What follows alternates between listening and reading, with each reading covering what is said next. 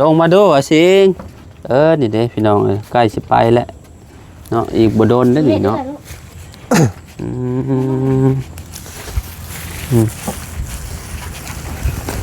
อะไรเกือบเจ้าอยู่น้ำเผาพี่เด้อใส่มาแม่นนะแม่นอ๋อเช้าก็พวกกัดนะเวลาว่าอยู่พืชนี่มันเริ่มก่อนแล้วเนาะมันเป็นไม้บ่แก่นเด้ฝั่งนั้นก็คือกันเก่าเสานั่นบ่ตะกี้นี่ก็ออกมาอันนี้เนาะว่าสิเฮ็ดมองอันนั้นบ่มอนดังไฟบ่สิมองนี่บ่อยู่บนเย็นนั่นแหละบัดนี้มันอันนั้นเบิดแล้วแม่นพวกเบิดแล้วมันออกเบิดแล้วอันนี้โอ้เสาน้อยๆนึงเนาะอันนี้แม่นเสาโอ้เสามาจิกเสาสำแคนนี่เสาห้องเอาซื่อๆสำห้องซื่อๆสำห้องเอาซื่อห้องเมียนมองนี้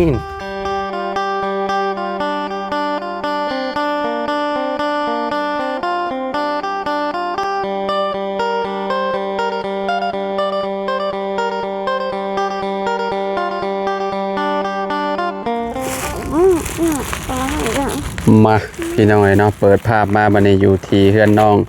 ดาวเรืองเพิ่นพี่น้องเนาะพอดีว่าเขามาเยี่ยมยามถามข่าวเพิ่นเนาะแล้วก็สิมา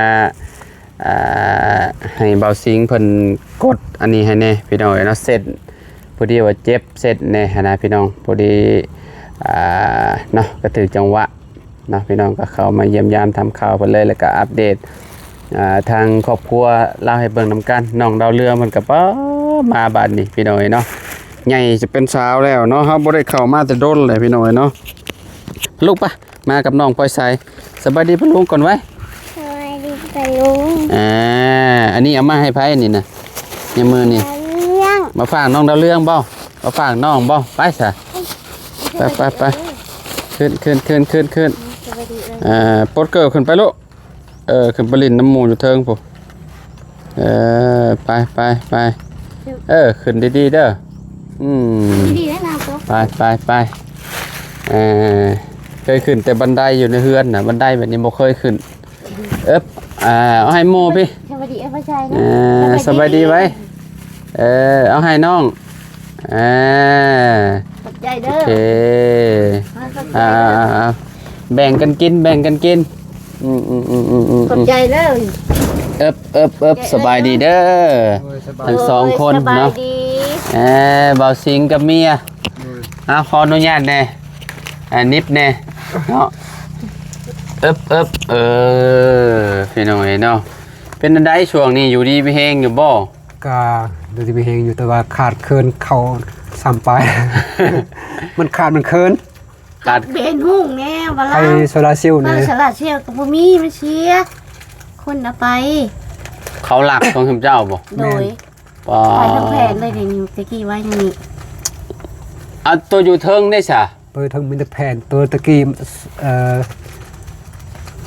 เต็ม2 ปีมันดอกตายนะ2 ปีแต่ดอกมันตายบ่แม่น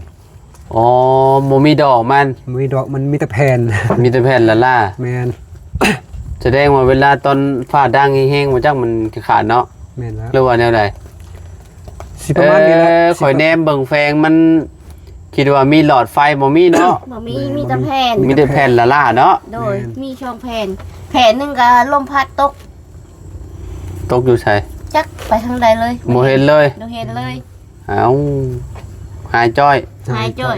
จังหายมีคนเอาหมูจังหายไปใช่เนาะตาบ่เห็นหุงมันเป็นอันนี้แหละพี่น้องตะกี้ก็มีอันนึงอยู่นี่เนาะอยู่ในนอกนี่เนาะโดยบัดนี้ถือคนหลักไปเนาะบ่ฮู้ซ้ำว่าไผหลักเนาะบ่ฮู้เลยนะโอ้ยคนเฮานี่ก็ได้เนาะแม่เขาไปเห็นหงไผไปใช้อยู่นางลงลูกนางลงอีละคนหลักไปแม่นมืดเลยเนาะดาวเรืองเนาะโดย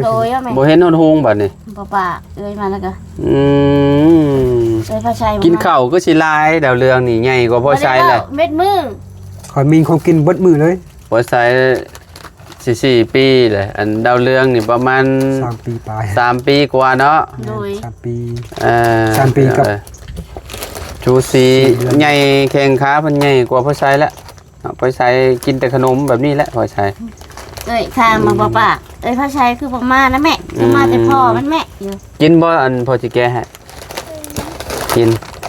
แก้ให้เพิ่นกินแล้วขนมอ่ะ มันก็ใหญ่เด้ อ่ะลูกอ่ะ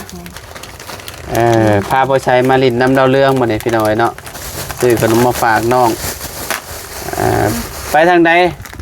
อันมือคือมุมเมาไปทางใดมา หาโลกางุมโลกาสกเจ้าหาโลกาสกเจ้า ลูกก้าช่วยเพิ่น อยู่ลูกนี่ เทพึ่ง เพิ่นให้แบบได้ในบ่าวสิง แบบให้เขากินแล้ว ให้เขากินบ่ แมนเขา เขา ซาน มันบลายนะที่กะซีให้เครื่องสิออกจัง พอได้กินพอได้แก้ไปเนาะ แก้ไปนะ แก้ไป ไปคุมเมอร์บ่ แล้วก็ไปวานกับมันนี่ เมื่อวานกับมื้อนี้ แม่ ตอนตะกี้ก่อนบ่ได้เฮ็ดบ่ บ่ได้เฮ็ด น้ำบ่มีบ่ มีอยู่กะเพราะท่านแหละ ว่าน้ำก็จะบ่มีบ่ก็เจ้าจังบ่ได้ให้บ่ให้ไปลกตอนนั้น ก็มีให้กัน จังได้หาก็ได้ไปนี่ มีให้กัน มันพักผ่อนมันพักผ่อนก่อน เจ้าก็ไปบ่ ไปหาไป บ่เมียเราเมียเจ้านี่ ไม่ได้ไปเอาเนาะเอาอีเรื่อง เอาน้องดาวเรืองเนาะ โดยเอาน้องดาวเรื่องอยู่เงิน ไปแต่บ่าวสิงผู้เดียวเนาะ ไป โดย คนเดียวอยู่แล้วให้ เอาอยู่ในนี่คือไปใช้แหละนี่อันปลากระตาดนี่อยู่ในนี่นะ โอ้มันดอกก็เลยลมพัดปิวนั่นแหละ ลมพัดปิวลงไปพร้อม แมน อ้าว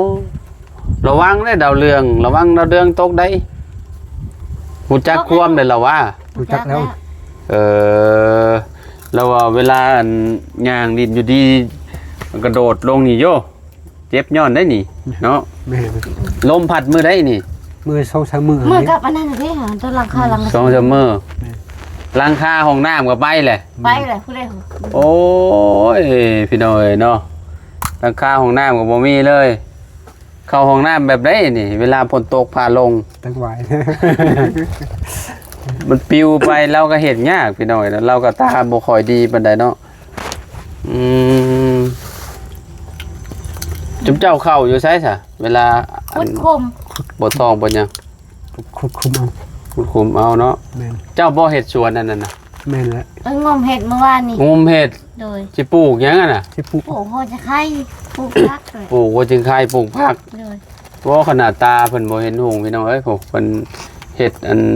สวนสิปลูกอัน มักทั่วมักแตง มักถั่วมักแตงเนาะ แมน พอได้กินเนาะ พอได้กินเสปายแล้ว ก็คืออยู่ ขนม ก็คืออยู่ว่ามันเฮ็ดบ่ใหญ่บ่ได้เฮ็ดน้ำมงบ่โพนนี่แหละก็ขุดสระลงเนาะว่าซิงเนาะ แมนแมน แล้วก็ปลูกมักแตงเมี่ยนปลูกอันมักออมมักอึ มักแตงมักเพชรพอได้กินพอเล่มกินหั่นนะ พอได้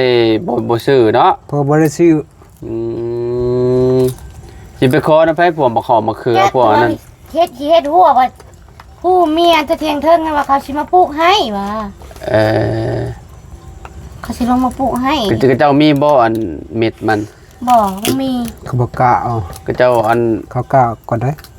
เขาเจ้ากล้าก่อนบ่ แมน อยู่ในหลัก35เด้มันมีอยู่ มีนะ แต่ว่ามันเป็นทงๆอ่ะเด้ เออ มันเป็นทงๆแล้วก็เฮาอยากเอาหยังมาปลูกก็ได้ เป็นพวกมะเขือมะถั่ว เออ มะอึมีเบิดแหละผักกาด แม่นประกาศทำบ่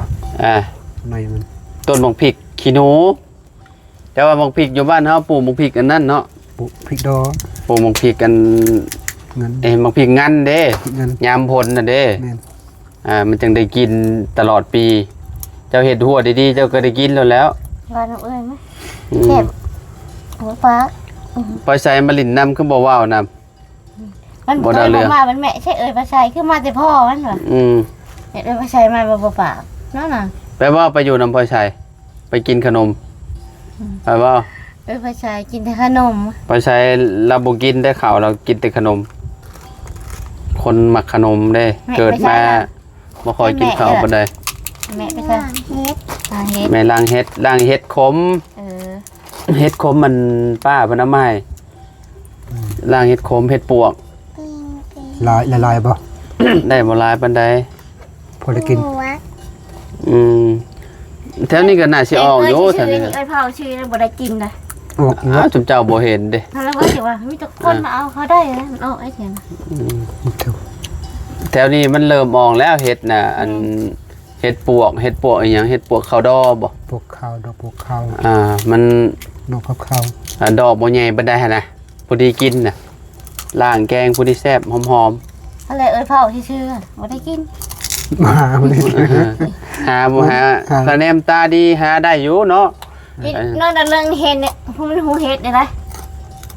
เดี๋ยวเดืองหูเห็ดแหละ หูเห็ดมันหูเห็ดขาวก็เห็ด กระดาษเห็ดเพาะแถวนี้ก็ยังออกเนาะเมื่อกี้นี่ข่อยย่างเลาะเบิ่งข่อยเห็นอยู่อันเห็นคราบมันอันตัวที่ว่ามันเฒ่าเด้ ทิ้งแล้วเลยเฮา ดอกมันเฒ่ามันเฮงอยู่ในดินเจ้ายังบ่ได้กินแล้วนี่ แม่น โอ้ยเนาะไปอันหับจ้างเนาะหับจ้างพอได้กินข้าวพี่น้องเอ้ยเนาะดีกว่าบ่ไปเราก็ได้ ได้น่ะตกแล้ว บ่ตกดอกเราบ่จ้างเบิ่นแหละ ข้าวเฮีย พอน้อยๆยัง มันข้าวเฮียเลยน่ะ ยังบ่เข้าดอกยังนิดหน่อยนึงยังแบบว่าไปเข้าก็ต้องไปเข้าโรงเรียน 4 ปี อัน ปลาย ปอเกียมอนุบาลนั่นแหละ สิเข้า 4 ปีนั่นน่ะพ่อชาย ยังบ่ฮอด4ประมาณเดือน9โพ้น4 ปีเต็มหาก็3 ปีกว่า จำการกิน 3 ปีประมาณ 7-8 เดือนนี่แหละ7 เดือนเนาะ7-8-9แม่นแหละใกล้สิครบ4 ปีแล้วถือว่าไวว่าอยู่พี่น้อยเนาะแต่คนเฮานี่ก็เฒ่านับมือนับเฒ่าแล้วลูกใหญ่พอก็นับเฒ่าบาด แม่นแล้ว อายุก็เจ้าเริ่ ว่าม ไผนะ ว่าไผดอก คือกัน ฝนตกแห้งบ่ตอนกลางคืนเมื่อวาน ก็ตกเฮงตึบ เป็นเจ้าอยู่ทางใด เห็นปก เฮงปุ๊ ผู้ บ ว่าน้องเอ้ย หมุนแล้วเนาะหมุนเท่านี้แล้วเนาะ แม่น เลยผู้ว่า เริ่มแล้วเด้เนี่ยเฮือนเพิ่นก็ได้เริ่มดอกเริ่มหยังแล้วเด้พี่น้อยเนาะแบบเสาที่ฟางไว้น่ะมันเริ่มก่อนแล้ว ชาวจะพูดน้องไปถ่ายเบิ่งรถค่ะมันคิดพูดเลย ทางหัวทางแฮงมันก็ปวกกัดเนี่ย บ่ นะแม่น ปวกกัดหลายเลยเนาะถ้าตั้งใส่เสาไว้ข้างยุคเขาว่าเนาะ แม่น เอาเป็นแบบว่าเสา ชาวดินบ่ เสาดิน หรือว่าเสาอัน ทำไมบ่ เสาไม้ก็ได้สี่เหลี่ยมนะแบบว่าเฮาตั้งใส่อันนี้เมียนใส่ตีนเสาเมียนมันก็บ่กินแล้ว มันบ่มีนะ หึ บ่มีบ่ค่อยมีบ่ได้ดอก เสาไม้นี่ได้ไม้นี่บ่ แม่นไม่แล้วอ่ะ ไม้อยู่ในอันเถียงเจ้านี่มีอยู่หรอวะนี่เดินเจ้าฮอดใช้นี่ฮอดแต่หมองมันเป็นแป้นนี่บ่ แต่ติดเทียงกับพุ่นแหละ มีกระทุนนะกระจัดลงตะกระจัด บ่มีบ่ไม้โอ้มีอยู่เด้นี่ฮะไม้เสาไม้มันมีอยู่ค่ะบ่เฮ็ดเสาได้อยู่เด้อัน เช้ากับเช้ามีแก่นมันน้อยๆนะแก่นฮะแก่น โอ้เรามีไม้ลายอยู่ได้พี่น้อยนะไม้อยู่ในสวนอยู่ในที่เบาว่าบ่สิงเราอยู่ฝั่งนี้ก็จะว่าแม่นบ่จักพี่เนาะ แม่นเบิด แต่เรา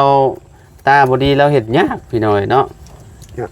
ก็แนมแบบว่าเฮามีเงินจ้างกับเจ้าเอาเนาะ แม่น จ้างกับเจ้าให้กับเจ้าอันน่ะเสาเฮ็ดเสาให้ มันบ่มีหยังจ้างเลยเนาะ จักต้นนี่เฮือนเจ้านี่1 2 3 4 5 6 9บ่ ก็ต้น 9ต้นก็ห้องบ่ยืนบ่ได้ห้องประมาณ2เมตรเนาะ2เมตรปลาย 3เมตร2เมตรเช้า 2เมตรเช้าบ่ อืม อืม สิประมาณนี้แหละ จะปีแหละเฮือนหลังนี้เนาะได้ฮอดแล้วบ่3ปี ว่าอยู่กูตะกี้ ฮอดบ่3ปีเฮือนหลังนี้ 5 ปีได้ ฮอดแล้วบ่5ปี ฮอดแล้ว ที่ว่าเขาเอาลีมาถ่าย โอ้ตั้งแต่ดาวเรืองยังบ่ได้เกิด ถ้า เนาะ เกิดพุ่นแหละ ดาวเรืองจุด3ปีเลยเนาะ แม่น โอ้แม่นแล้วจ้ะจนลืมเลยพี่น้อยเนาะ จัง ตะกี้แต่ก่อนก็เฮาเป็นคนถ่ายคนแรก แม่ แม่ น น เนาะ แม่น แม่เราอ่ะมากับปทาพายเนาะที่เจ้าอยู่ในเทียงนั่นน่ะแม่เราว่า อยู่เฮือนเพิ่นผู้นั้นผู้แม่นแหละ เพิ่นผู้นี้ได้ถ่ายก่อน คอยมากับปทาพายเด้ เวลาพี่ย่างเขาเข้ามาก่อนแล้วก็เวลาเพื่อนเข้ามาตามดางติ มันหมู่เฮานี่แหล้วซุมทีมงานเด้ ซุมเบาเตียงเบาจันเบายาวโอ้ตะกี้น่ะมาหลายจันมาย่าว่าโอลิโอบอย เอาไปเอามารถเฮือนสิเพอีกเลยเด่นสิเพอีกรอบ2แหละ แม่น อืม จะไม่จิทับมื้อใดแหละจ้ะ อ๋อ อยากไอ้วอนน้ำเพิ่นแหล้ววอนน้ำผู้ใหญ่ใจดีกันแหล้ว พอได้เฮือนอยู่อีกเนาะใช้เบิ่งก่อนขอเบิ่งก่อนเด้อเบิ่งเสาเฮือนจำเจ้าก่อนจักเล็กจักหน่อยเด้อน อนเพิ่นเบิ่งว่าทางวนเรียน เช้าก็ ก็สิกุดเลย ใช่บ่สิงลงมาได้บ่ บอกทำไม ลงได้อยู่บ่เบาสิง ได้อยู่ดอก เออ ขนาดลูก ลงมาดูเบาสิงนี่เด้พี่น้องเอ้ยใกล้สิไปแล้วเนาะอีกบ่โดนเด้อนี่เนาะอืมอะไรเกือบเจ้าอยู่น้ำเผาพี่เด้อใส่มา แม่นนะ แมนอ๋อ เช้าก็ปวกกัดนะเวลา แรงกว่าอยู่พืชนี่มัน เว เริ่ม ลาลง ก่อน มา แล้วเนาะมันเป็นไม้บ่แก่นเด้ฝั่งนั้นก็คือกัน เก่าเสานั่นบ่ เมื่อกี้นี่ก็ออกมาอันนี้เนาะ แม่น ว่าสิเฮ็ดหมองอันนั้นบ่หมอนดังไฟบ่ บ่สิ หมองนี้ บ่อยู่บนเย็นนั่นแหละ บัดนี้มันอันนั้นเบิดแล้ว แม่นมัน หั ปว ก ก เบิดแล้ว มันออกไปเลย อันนี้โอ้เสาน้อยๆหนึงเนาะอันนี้ แม่น เสาโอ้ เสามาจิกเสานี่สำแคนนี่ เสาห้องเอาซื่อ ซ้ำห้องสิเด้อซ้ำห้องเอาซื่อ ห้องเมียนหมองนี้แล้วก็ตอกเอาให้น้องเอ้ยเนาะถ้าเฮ็ดดีกว่านี้ก็สิคักอยู่ใส่ตั้งอันนั้นเมียนตั้งใจตีนเมียนพี่น้องเอ้ยเนาะ เด้ ได้สิอยู่ได้ฮอดมื้อใดแล้วเพิ่นบ่สิงโอ้ผัวพร้อมพี่น้องเอ้ยเนาะเวลานอนกลางคืนนี่เรียบร้อยเลยนี่เนาะ นั่ง มาขึ้นไปอีกก่อนพอได้อยู่ได้ส้นน่ะแหละอยู่กัน3พ่อแม่ลูกพี่น้องเอ้ยเนาะแรกๆคิดว่าเราเลี้ยงสิบ่ไหวเพิ่นแล้วเลี้ยงดาวเรือง จะว่าได้บ่ บัดนี้ เที่ยวไปได้เบิ่งช่วยถึงเทิมพา บัดนี้เนาะบัดนี้ใหญ่เลยเนาะเพิ่นบ่ได้อันนั้นเนาะ ดู เพิ่นบ่ค่อยเป็นหยังเนาะดาวเรืองเนาะ มันเป็นแกช่งกระบิดกระบี้แต่น้องชื่ออยากให้กินรักชามเถอะ เช้าเลยเนาะ เจ้าเลย อืม แต่ว่าคือว่ามันมาใหญ่ขึ้นกันก็เที่ยวไปได้เบิ่งช่วยที่เทิมพา แม่นหั่นแหละบุญเรามีเด้อิ่มแล้ว แซ่บบ่ดาวเรืองเอาไว้เลยเอาวางไว้กินอิ่มแล้วก็ได้พากันกินข้าวแล้วบ่ กินแกงหน่อไม้ กินกับแกงหน่อไม้บ่ พร้อมหา ไผแกง เอื้อยเลย หามาแต่ไส นี่ละกอ หามันก็โพ คอยชวนค่ะ อืม นี่ไปฮัก ข้าวบ่มีเลยบ่ข้าวสมเจ้า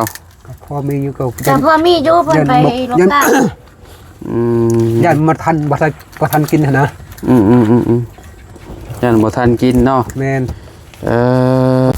พอดีว่ามื้อนี้มีโอกาสก็มาเยี่ยมบ่าวสิงห์แน่แล้วก็มานวดน้ำพี่น้อยเนาะให้บ่าวสิงห์เพิ่นคลายเส้นนี่ก่อนหม่องต้นคอเลยเด้อบ่าวสิงห์เด้อ โดย เนาะสิให้เงินเพิ่นก่อนพี่น้อยเอาไว้ให้ซื้อให้ลูกสาวเพิ่นกินพี่น้อยเนาะขนมมาแล้วเด็กน้อยเนาะเฮ็ดแนวใดใครแน่แต่เราเลี้ยงง่ายดาวเรืองเนาะแต่ว่าบ่ค่อยเป็นอีหยังหั่นน่ะพี่น้องเอ้ยเนาะมีแต่คะแนนเป็นไข่กับไข่เล็กๆน้อยๆเนาะซื้อยาให้กินแล้วก็เศร้าพี่น้องคืออันเมียว่าซิงว่านี่แหละเทวดาเพิ่นเบิ่งซอยถือว่าเป็นบุญเราแหละพี่น้องเอ้ยเนาะ ประทานบุญเพิ่นเอ ดีแล้วเด้อ ทานบุญ เอานี่100,000เด้อเอาให้เด้อซิงเด้อ ขอบใจเด้อ เงินเฮาเองนี่แหละเนาะมาให้เจ้าไว้ซื้อยามลูกเจ้าจะกิน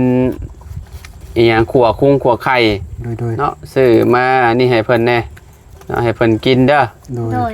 กินข้าวนี่พ่อโทรบ่ได้เว้า โดยโอเคใช่พี่น้องเนาะเดี๋ยวขอโตวให้เราบีบเสร็จเนี่ยก็เด้อพี่น้องเด้อเราจะได้ขอบคุณพ่อแม่พี่น้อง FC เบิร์สสู่คนเนาะก็อีต้นได้พี่น้องเนาะ2ผู้เมียเพิ่นนี่ก็ได้เนาะขนาดว่าตาบ่เห็นหุงบ่ได้เราก็เห็นบ่ตะเกียกตะกายไปอัน ใจ นี้ สู้ๆเอา อันนั้นพี่น้องไปถอนกล้าหับจ้างเราก็ได้เนาะ